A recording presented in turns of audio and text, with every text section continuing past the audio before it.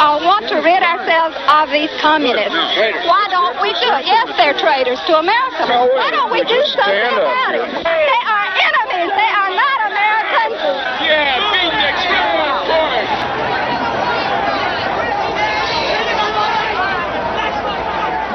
Why don't we do it? Beatniks, they're homosexuals. They're communists.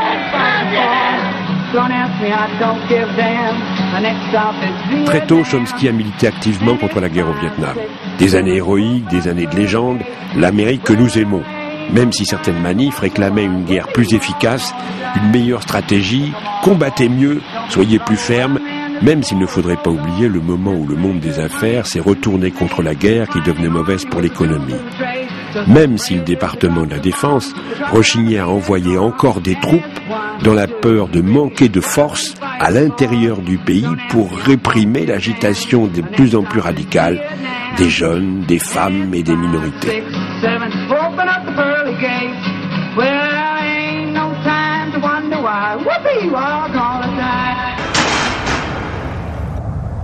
Vous avez été un militant contre la guerre du Vietnam dans votre jeunesse.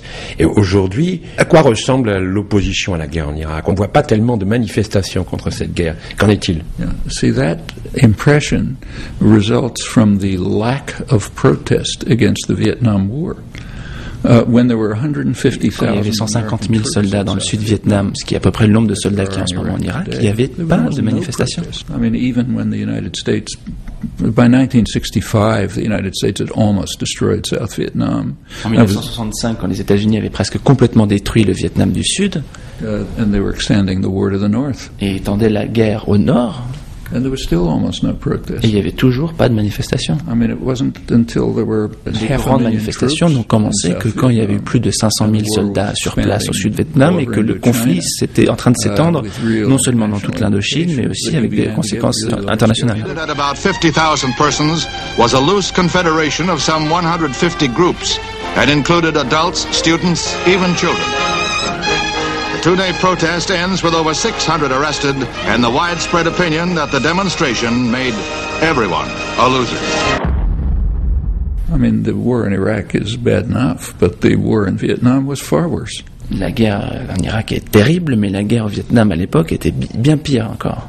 And take say France, when France was Prenons aussi l'exemple de la France. Quand la France essayait de récupérer ses colonies au début des années 50, combien il y a eu de manifestations en France?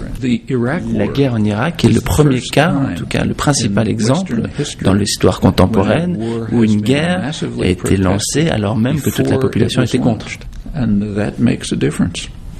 Et ça fait une très grande différence. C'est pas merveilleux, mais c'est quand même un progrès.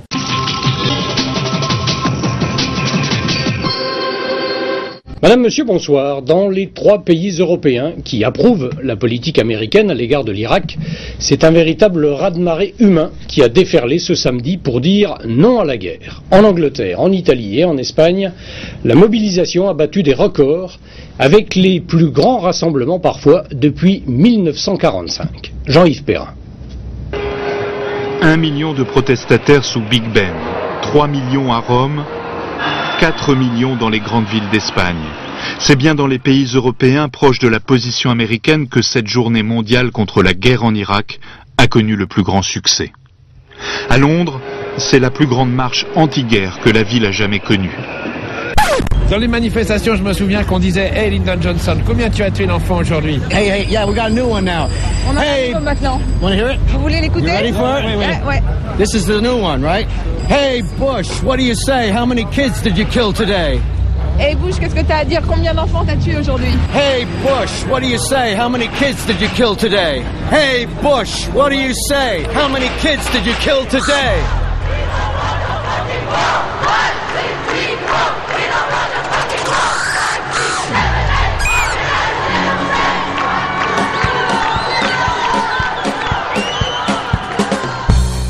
Ce qu'il y a de bien avec la démocratie, du moins la démocratie de George W. Bush, c'est que vous pouvez très bien faire la guerre si vous en avez envie, même si tout le monde s'y oppose.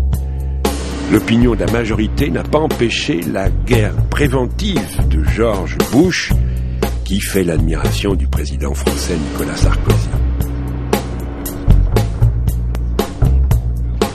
Il faut dire que le 11 septembre 2001 a été une aubaine formidable pour Bush et ses amis, un jackpot historique. Le terrorisme a remplacé le communisme, l'islamisme a remplacé le bolchevique.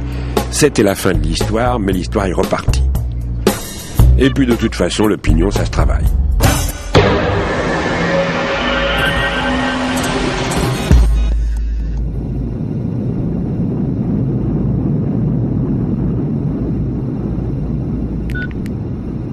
Congress was right to vote to fight terrorism in Iraq and Afghanistan.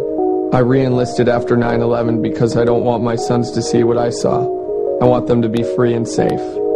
I know what I lost. I also know that if we pull out now, everything I've given and sacrificed will mean nothing. They attacked us, and they will again. They won't stop in Iraq.